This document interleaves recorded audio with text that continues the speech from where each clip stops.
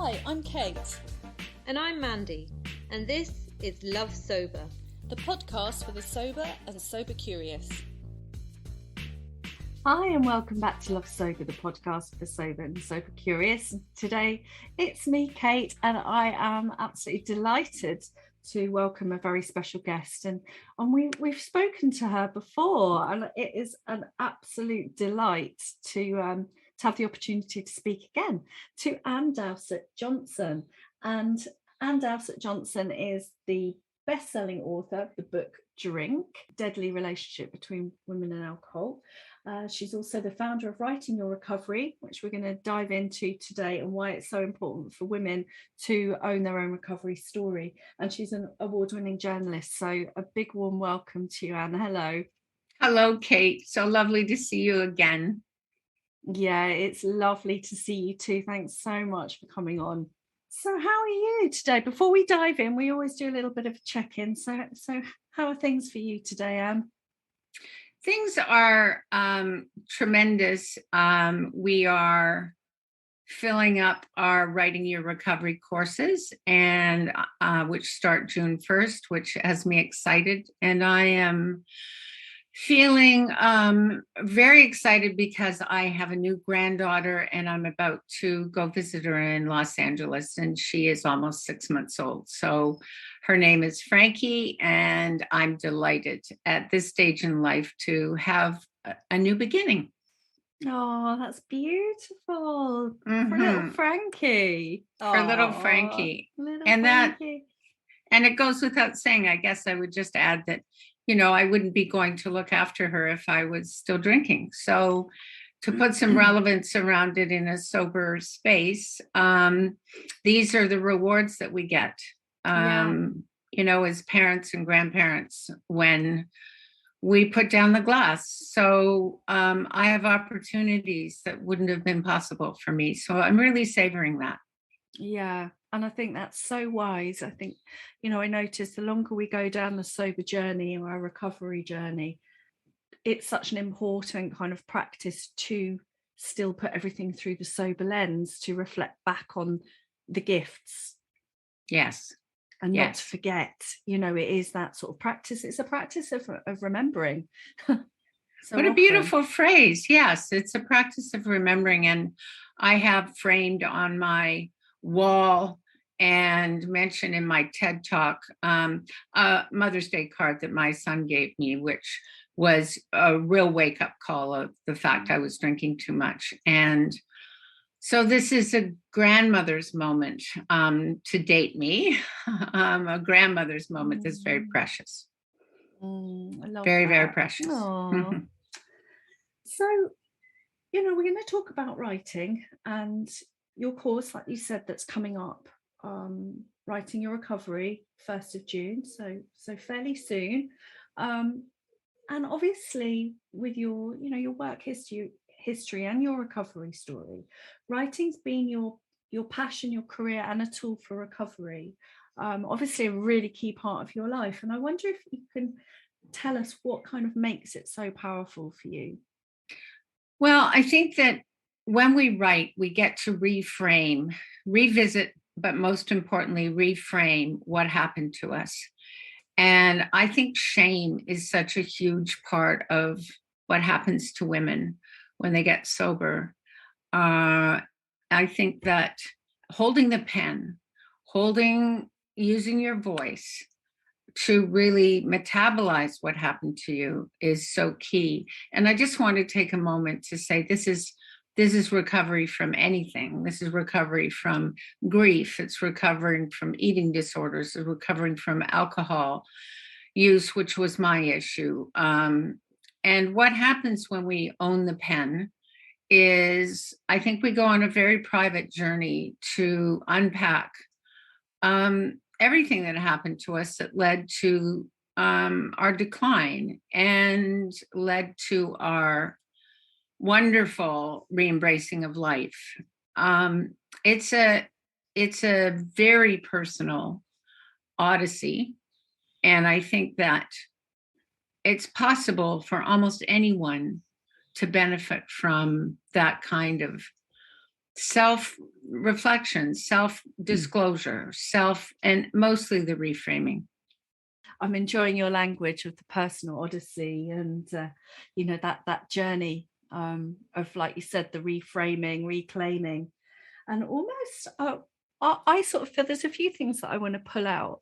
I feel like writing is a really female form somehow. It's like all the men got published way back when, but actually women were writing diaries, writing letters, writing memoirs, writing poetry. Yes. And it feels like it's been therapeutic for women for a really long time, actually.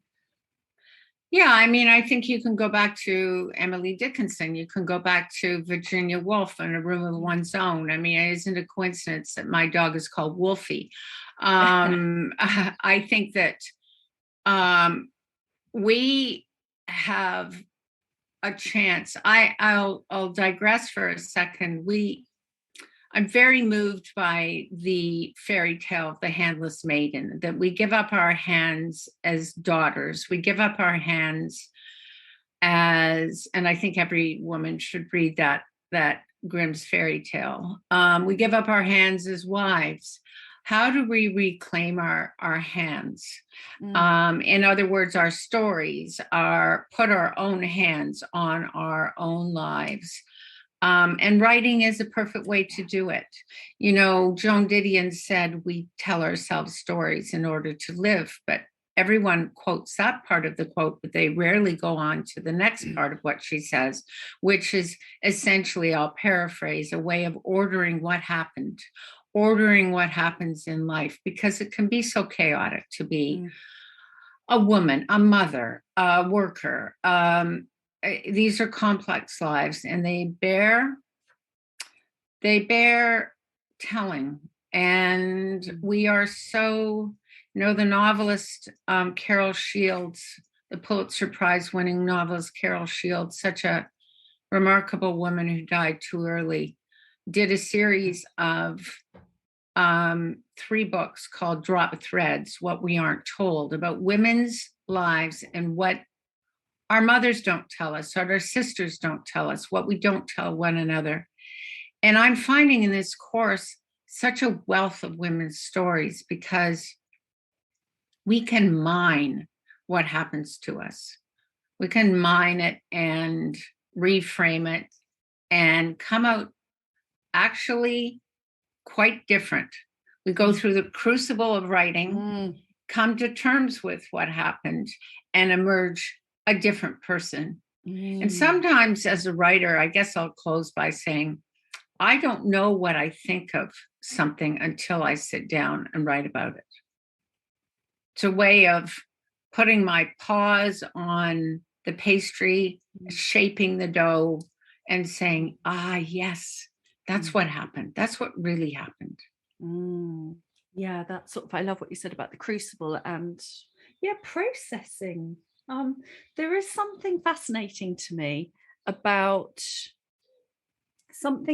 writing and that narrative, allowing us that a kind of almost like a bird's eye view, something about there's a cathartic process, and a journey, which somehow when we're writing and we look at our lives like that, we can, like you say, you can kind of join the dots, see the progressions. There's somehow just that little bit of distance, almost like you said, to organize and to make sense, I guess. Right? Yes. There's the order and chaos, and that pulling back and bird's eye. It reminds me of a tapestry about not knowing what stitch you're going to do, and then you can pull back and you go, oh, okay, it's the Bayeux tapestry I just created, and I didn't know. I was just mucking about, Yes. Funny you should say that, because we start in the first class with what I call a quilt square. Most people arrive scared. They say, I have no talent. I can't do this. Often they have a lot of talent, but there's a lot of fear and stage fright. And so in being in a class. And so we start with what I call a quilt square. We're making a quilt. All I want you to do is produce one scene. And often it's the scene of your ruin. And I get, or a scene from childhood, and I get the women to use their five senses, and just say, simply remember, either think of a picture from your childhood and use the five senses. And often we can remember our mother's perfume, or we can remember the smell of baking. And people do extraordinarily well when they are just told to write a quilt square. There's also the thing of owning the time to do a quilt square. People can find 20 minutes to say, each morning I will do a quilt square. And before they know it, the story's coming out of them, and it's coming out often differently than what they expected. So there is a magical, really, there's an alchemy, I think, to the writing process where we're taken somewhere that we wouldn't be otherwise. So if you can find 20 minutes a day,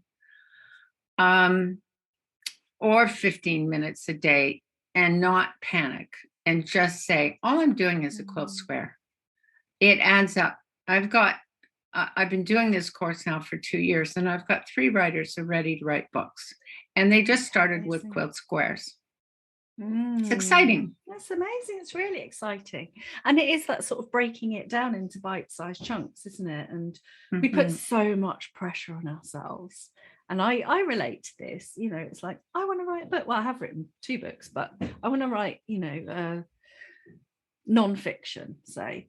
And it's like, I feel like in my head, I've got to have it all laid out, I've got to have all the revolving carousel of characters and a plot line and this and this. We put such a lot of pressure on ourselves in our lives and in our creative processes to have it all figured out. And I think what you're saying is actually go really small and sort of step into the unknown, right? Otherwise, we're overwhelmed and we don't begin. And we all say that we want to do this and we don't get it done. And I have to take my own medicine. I got up yesterday and wrote a very short piece, 900 words, and had to say it was something that didn't exist before. But it was about the soundtrack in our heads in recovery. What soundtrack are you playing about your recovery? What soundtrack are you playing about yourself? And I think that it's important. It's important to pay attention. Our own voice is the one that we'll hear the most, from birth to death. And curating, if you can, what comes into your brain is really important. Why is owning our story as women so important for our recovery? Oh, I think there's a societal, a bullying societal pressure. If you have run into trouble with eating or heartache that won't heal, or alcohol, where there's a lot of shame and a lot of a shame that I think can be, I call this space unshamed and shame-free, because we need access to the trajectory of what happened to us. And I'm a big believer in what Gabor Mate says about addiction isn't a brain disorder. It isn't a disease. It's complicated and related to complicated coping mechanism. And I think when you ask yourself that question, what was I coping with? Then we get to the storyline. Yeah. And it's so interesting the way we've sort of moved away from, I know that, how I definitely approach my sobriety, which could not ever be 12 steps in traditional recovery for all of my personal trajectory with my religious past. But there was that narrative, wasn't there, so much? It's just an addiction, and if you follow these steps, then that's fine. And for some people, that's brilliant. But actually, for me, that really resonates. What happened? What happened to you? What were you coping with? How did it work for you? What was working about it? what need was there? And it feels like at that point, what's coming out is, I think you mentioned this before, this is opportunity to reflect and shine a light on things. They're going to be there anyway, but this process of writing allows us to shine a light into those spaces, call them out. And because they're on the page and because it's part of a process, it's not like, I mean, we're in control of that, right? That's a beautiful, you can put down the pen and go for a walk. Yeah, that's what I learned about when I wrote Drink. I learned that I had the microphone, I had the pen. I would only tell the stories I wanted to tell. My mother was 84 at the time and had a terrible history with alcohol. And I would only tell the stories that I felt able to tell. I told a lot, but yes, you have the pen and the microphone. And I think that it was really important in my book to talk about workaholism and depression predating alcoholism. It's really important if you think of Drinking a Love Story, Carolyn Knapp's beautiful book, where she talks a lot about her loneliness as a single person and not marrying and feeling isolated. And we could go through the various books and talk about what was burdening people. But I think that what I'm seeing in these classes of women is a wide variety of stories, of tales. And then what's so fun is they are like support groups. So I am now a psychotherapist. So is it group therapy or is it a writing class? A little bit of both. Yeah, a little bit of both, which is wonderful. And then when they are successful and make it through the end of the class, they go on to writing your discovery, not recovery, and continue to support each other in groups. And so I have two of those groups that have decided to go onwards with one another. So there's a legacy of female support. That's beautiful. And like you, I wasn't made for 12-step. Wasn't made for 12-step. I did get sober through 12-step, but I wasn't made for it. And I find that women supporting one another in this way is where I feel at home. I love what you said as well about, there's a few things, the recovery to discovery point, because that's a beautiful launch pad, isn't it? This next piece, because our ongoing sobriety, our ongoing recovery, well, a lot of is focused on that, how do we sort of get sober, and then it becomes, we get into that normal bit when it stops being such a struggle. But then there's a danger there of that hedonic adaptation, that kind of, okay, I'm just used to this day in, day out, and how do we put that magic in? How do we light ourselves up? And so that, I guess that speaks to that discovery piece, is to remind ourselves that we're, I don't know, I was going to say co-creating our lives, and that made me feel a bit spiritual then, like co-creating it with the things that just are and the gifts that come and all the challenges that we were talking about, life being lifey. Life being lifey. Life is very lifey. We were talking about that just before we got on the call. How are you? Well, life's a bit lifey at the moment. Oh God. Yeah. But I have a feeling often that our stories are all ordinary and extraordinary all at the same time. And I think people have a real feeling that their story isn't good enough, or while, journalistic enough, the rock bottom, the rags to riches, the this, the that, and the other, but all of our stories being ordinary and extraordinary all at the same time. Yes.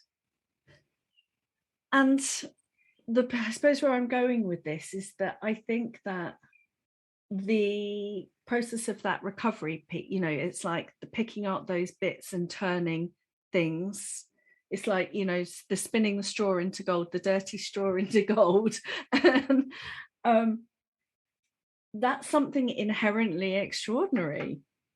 and it's really easy to identify with ourselves. I don't really know where I'm going, but I'm wondering how that lands with you and the process.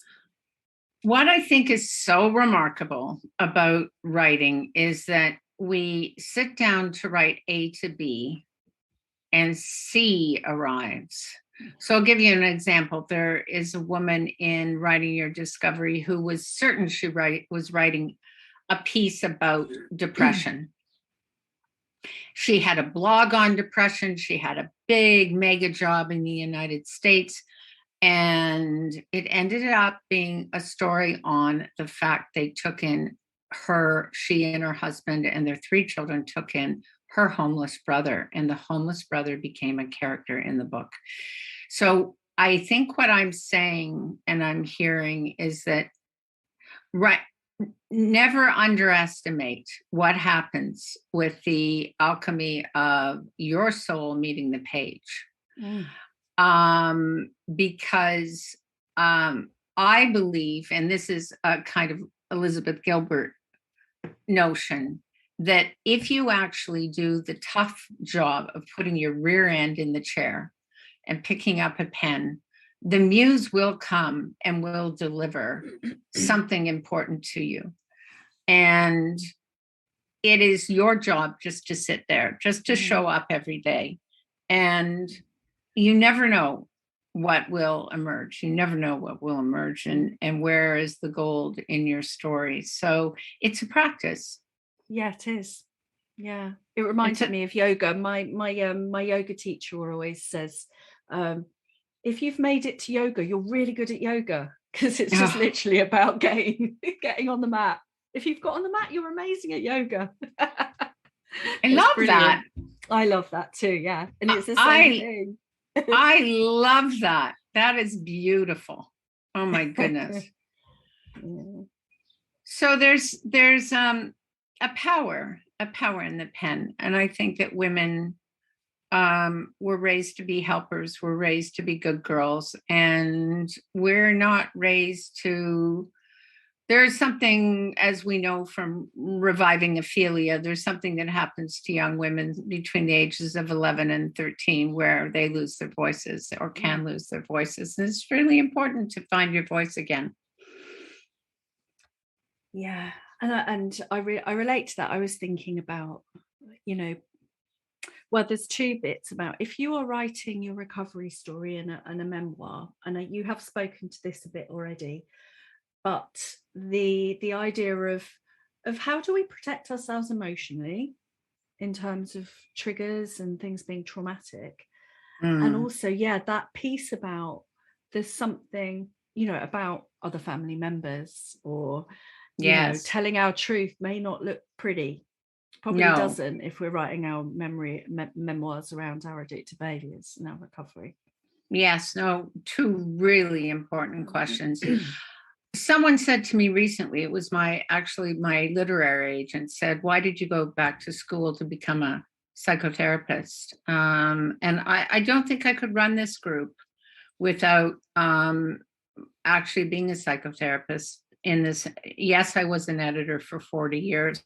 Yes, I'm a best-selling author, but it's the fact that we do deal with triggers. I do deal one-on-one with each class member when they get into trouble, because they will be triggered. And the biggest question that comes up, and it came up at She Recovers when I first launched this idea in New York a few years ago, is how do you talk about family members? There's the Anne Lamott joke that if they wanted you to write well about them, they should have behaved better. Well, that's funny, but it doesn't really answer the question.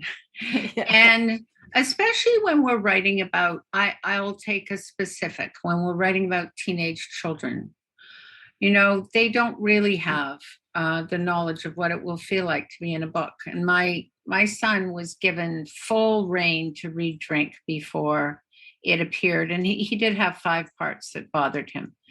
So we are on probably the most potent question. What do you do writing about family members who are still alive or who were loved by those who are still alive? So say you're writing about your mother who's dead, but siblings who are going to be very angry at your, this is the thorniest, meatiest stuff that we deal with in the class. Is it fair to write about a 13-year-old who might at 18 be really angry when your book's published?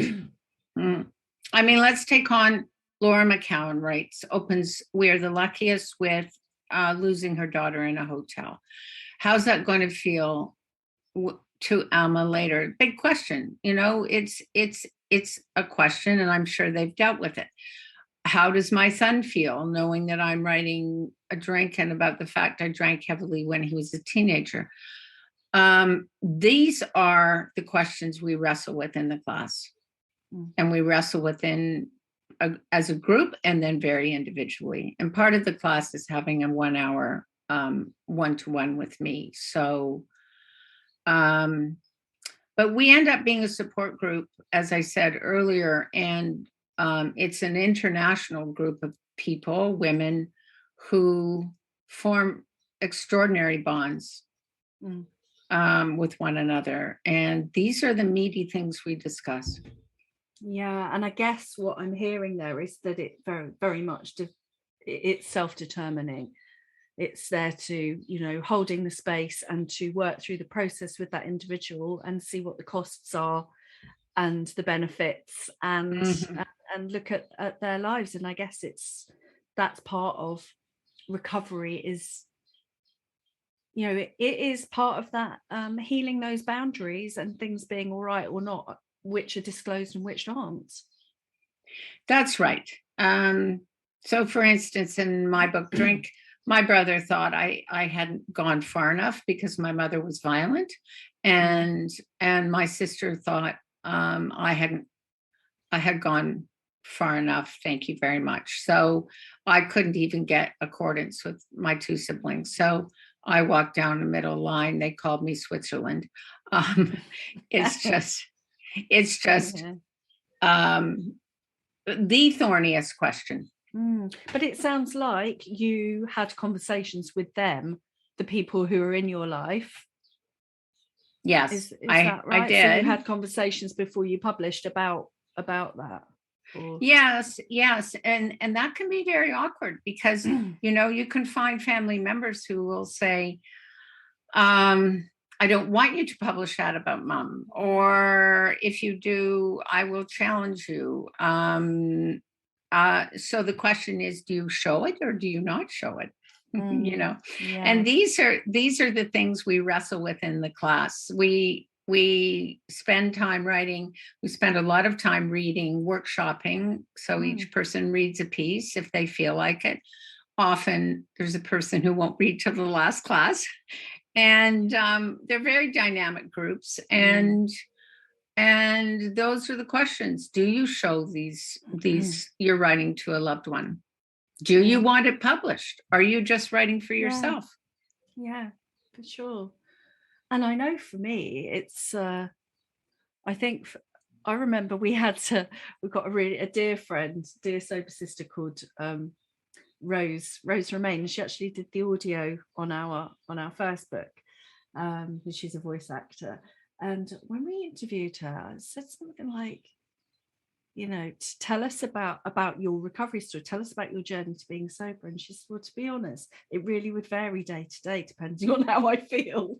And I love that. So there's part of that as well, I guess, the editing process, the revisiting to feel like you've got something balanced and can represent all manners of self, all parts of self at any given time or not, but it is that awareness of the dynamic and the complex beast that it can be. Oh, it is a complex beast, isn't it? It really is, Kate. It really is. It really is a complex beast. And I think that to land somewhere where you're happy, there's a lot of power in words and what you're doing. And I just think it's a rich and beautiful, of course, it's how I spend my life, rich and beautiful thing to do. So how can we, you mentioned before about engaging the senses. to kind of shine a light on hopefully the because our journeys, this is, sorry, I'm rambling a little bit, but there has been a real, well, I see it actually when people first arrive and they're getting sober. There's a lot of shame that you talked about, and we tend to look back at everything very negatively, and all the things that we did wrong. And there's that whole thing about, oh, you're frozen at the age that you started drinking, which I think is ridiculous, because I'm like, but I traveled the world, had 2 children, had about 5 careers. There's no way I just froze then, No. Don't talk rubbish. You might have done, I don't know, but anyway, that annoys me. And so, yeah, using the senses and using this process to identify, I guess, the gifts and the tools and the strengths that we can have. Yes. I don't know if you can speak to that. Well, I mean, you brought up a very interesting example, the notion that we're frozen at the age that we, started drinking, which I happen not to agree with either. I think that there are a gazillion women out there who are getting sober, who are waiting for the next book to be written because they're gobbling Quitlet. And I think it's folly to believe that. I mean, just think of the things you've just revealed in this short interview. Not to explore, say the whole issue that we, are completely stuck at the age when we started to drink.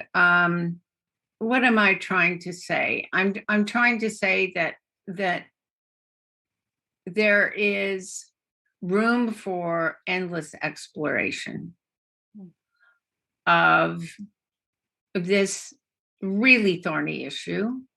We're living in a culture where women are outnumbering men in terms of emergency room visits related to alcohol. We're in a culture that's so alcoholic. I mean, there's no end of new stories that could be told. And I think that the appetite is huge as people wrestle with what is definitely an epidemic in the pandemic, and it totally predated the pandemic. My book came out in 2013, and everything it predicted came true. And it is culturally really alarming. So I think there's room for voices of every kind, and a wide variety of voices that haven't been read. So many voices to hear, and I think the problem that I hear the most, I hear 2 things. I think I hear I'm too busy and I don't make room for it, and I hear my story is too small, no one will care. And that's just not true.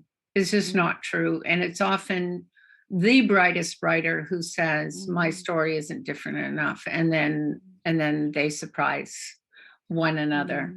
I think if you want to be published, you have to find the curious thing in your story. And that's why I didn't tell a fully, my own story. My book is a mix of journalism. It's a braided book of journalism and memoir, but and other women's stories. But there are so many. We have poets in the group. We have women telling any number of different stories, and it cross-pollinates. So someone's talent goads another person's talent, and it's like what you said about the yoga mat. If you're on the yoga mat, you're doing yoga, and if you're in the course, you will write. Yeah. You will write, and something will emerge from you. So what, give us some tips to start off with. Right. My biggest tip comes from Twyla Tharp, and it's how I started drink. Twyla Tharp's book on the creative habit. I recommend that people read 2 books, that and The War of Art, which is about procrastinating. And I think if you read those 2 books to get yourself prepared. I mean, you can read Annie Dillard, you can read Liz Gilbert, but if you read those 2 books, so here's what I suggest you do. And I told Holly Whittaker to do this when she started Quit Like a Woman. You get either index cards or yellow stickies, and you write every great idea that you might theme. My mother was mean. It can be as simple as that. And you put it in that box, right? Then you go through your photographs and you choose some emblematic photographs. And those are prompts that you can write from. You can easily write from, I remember the picnic that day by the beach and why my mother was angry and what bothered me.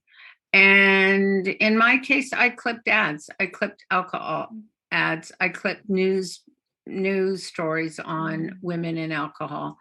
And by the time I wrote Drink, I had a fairly full yellow box that could stir my imagination if I felt dry one morning. And then you can write from a photograph. You can write from a concert stub. You can write from anything, any memory. And it's really about the habit. It's just like your yoga story. It's really about putting your rear end in the chair and saying, because, a lot of it will be at the beginning, clearing your throat, just hearing your own voice, and you clear your throat, and it won't necessarily be what you're stuck with. But there's also, second tip, joy in re-editing. Joy in returning to what you saw. I'm a big believer in the Hansel and Gretel story. So you put the breadcrumbs out for tomorrow. You get up the next morning, or the little pebbles, you get up the next morning and you find your path by rereading what you wrote the day before, and you make it better. And that's how I wrote Drink. I'd write about 800 to 1,000 words a day. I'd get up the next day, read what I'd written, clean it up, keep going. Next day, do the same thing. And in 11 months, I had a book. So, there's no, unfortunately or fortunately, there's no great magic to it. You put your rear end in a chair and you set a kitchen timer. Or your that. Really or practical, really practical. But I love that sort of the combination of those inspiration points. Those little tools, like you say, some photographs, a stub, anything tactile, something. It's already, I can feel myself getting excited about some photos I found of when I was 3, and I did some equine therapy recently, and I found a picture of myself at age 3, like kind of trying to go up to a pony in the New Forest, approach it very, very carefully. And it was just beautiful to see come full circle, of myself as 3 and then nearly 53, 50 years later, entering the horse's paddock on their terms rather than riding them. And it took me right back, So you have a perfect quilt square there. You have a perfect quilt square. Amazing. You're already on your way. No, it sounds beautiful. Thank you so much, Anne. So just remind us again where we can find you. We'll put everything on the show notes. We'll put all the links to your course and the dates, etc. Thank you. So my name, AnneDowsettJohnston.com, and that's Anne without an E. And under workshops, you can register. We have courses starting June the 1st, and we added midday courses for those in Europe and those in the UK and Australia. We have people all over the world joining right now, and also absolutely in the evening. So we tend to have a very international population and wonderful women. Fantastic. Yeah, so that sort of midday would be about 5 o'clock, I think, here in the UK, and 6 o'clock PM in Europe. So those are the kind of timings for over here. And then you have one, stateside. I can't work out the Australian one, my brain doesn't do that maths, but yeah, you can plug that into your world clock and find out when those timings are. So just lastly, we always finish with what your reason to love sober is today. My reason to love sober is that I wake up incredibly early and get some writing done every morning. And when I was, and I go to bed reading, and when I was drinking, I could not remember what I'd read the night before. And I certainly wasn't getting up and writing. So it's an authentic creative life that I've been able to build. And that I would say with passion.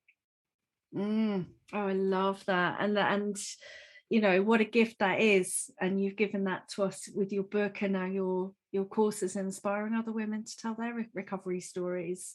So thank you so much. Thank you, Kate. Coming on again. It's been a delight to speak to you.